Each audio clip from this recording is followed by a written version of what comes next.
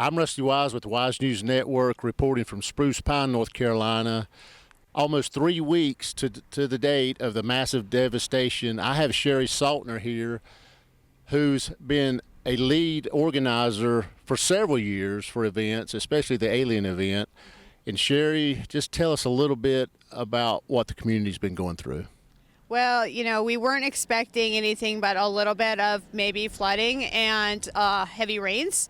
And it seems like Helene decided to take a course right directly and punch Mitchell County and right in the face. And so we got the brunt of most of the high winds. There was tornadoes in it. We had 140-mile-an-hour winds, tornadoes, and flooding and landslides. So the town is reeling, literally. We've lost all our businesses, as you can see down here on Lower Street.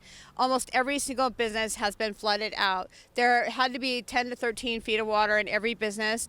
The river that is beside us here rose 60 to 80 feet, and it took out bridges, roads.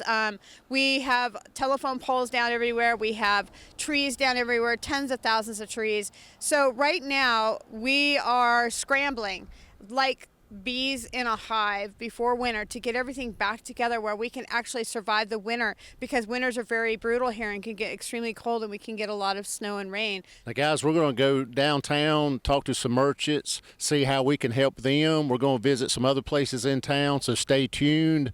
Spruce Pine, North Carolina needs your help, and the surrounding community needs your help. So I'm Rusty Wise reporting from Spruce Pine for the Wise News Network. Stay tuned for more. We're here with Mayor of Spruce Pine, Philip Heiss. Philip, how's it been the past 3 weeks? Very hectic, very hectic. It's head spinning, destruction everywhere we look, and it's hard to prioritize because so much is so bad.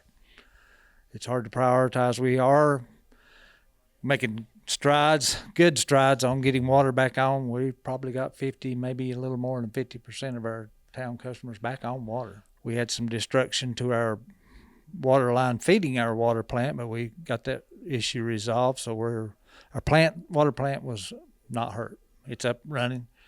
We're making water. We're filling clear wells.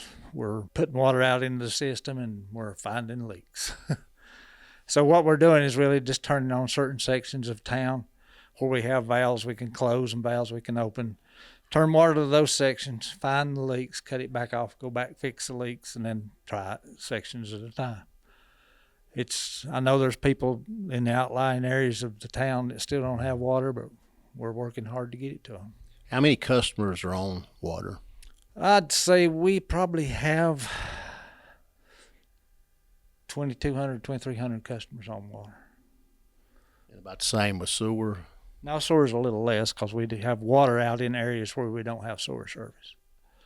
Now, how about the sewer situation? How long could that be? I can't give you a timeline on that. Our engineering firm and their companies that they brought in here is working hard on that. We're planning on setting up 2 mobile sewer treatment plants in key areas. And then we're still going to have areas that we're just going to have to pump and haul.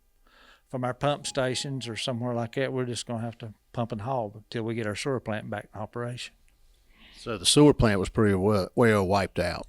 There's pieces of it that's usable, and I think we can bring in other pieces to put it back together for temporary use, but our main interceptor line going to the plant is pretty much totally clogged with silt, debris, everything in the world. All that's got to be cleaned up and opened up before we can ever turn anything to the plant to see what happens. Now, it started raining the Tuesday before, like Tuesday and Wednesday. Did y'all start preparing for the water, or I know it wasn't, you didn't expect all this, but how was the tone of the community when it started raining so much?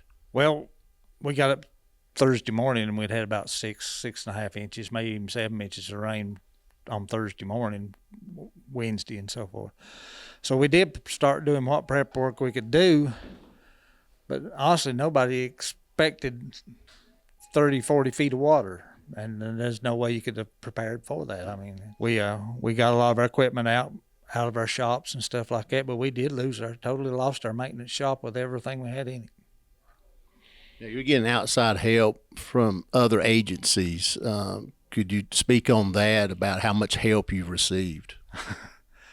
If I go to naming them, I'll miss them. But it's just been so many that, and they're here. Our engineering firm, Withers Ravenel's, brought a lot of their expertise here. They're designing, engineering. They brought in work crews that they normally work with. It's been a tremendous amount of help. We're blessed to have the help we have. I mean, we're tickled to death. Our town maintenance crews mostly working on the water side themselves, but we've just turned the whole sewer side of the equation over to Withers Ravenel, our engineering firm, and they're working with companies. They're bringing in companies to clean sewer lines, video sewer lines, set up pumping stations. We just pretty well had to depend on somebody more than what we got. Now, power-wise, what's percentage of power? Is most of the town have power now? I think most of the town has power now. How about communications as far as cable and, It was terrible for cell service for a long time, but some of the cell service is back now, and we still don't have internet here at the town hall, but we have Starlink, which has been a great thing for this community because some of our internet providers have got spotty areas. They've got internet, and spotty areas they don't. Communications for the first 2 weeks was a nightmare. I couldn't tell where my guys were. I was worried about them. I couldn't check on them. Unless I know where they was, I could go physically see them, but I couldn't call anybody. For our viewers and readers, if someone wanted to help the town of Spruce Pine, what could they do? Well, there's a couple of nonprofits set up. Our downtown Spruce Pine, which used to be called Main Street, has got a fundraiser going on that you can donate to, and also the Mitchell County Development Corporation, or Mitchell County Economic Development, is a C3 nonprofit that you can donate to. The money will stay right in Mitchell County. Now, as far as the park, we saw where the park was wiped out and the bridge. Plans to rebuild that? Can't go that far now. I don't know. I mean, it's always going to be a floodplain, and anything can't be put back there but apart, but that's way down the road. Understandable. Anything else you'd like to say, Mayor? Well, I'd like to say, people, thank you. It's just been great. We've met some wonderful people during this, people that just lit in and do anything you ask them to do. It's been outstanding. We're back in downtown Spruce Pine for the Wise News Network, and I'm Rusty Wise.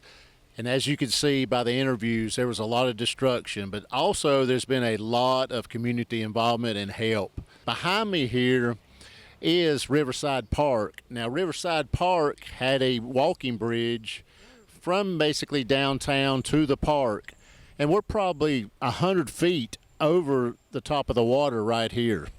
So we're elevated a little bit, but as we go down to Lower Street, it was flooded, as our interviews showed. The walking bridge is still down there, as you can see what's left of it. Chainsaws, equipment running in the background. So Spruce Pine, North Carolina is slowly recovering, but they need your help.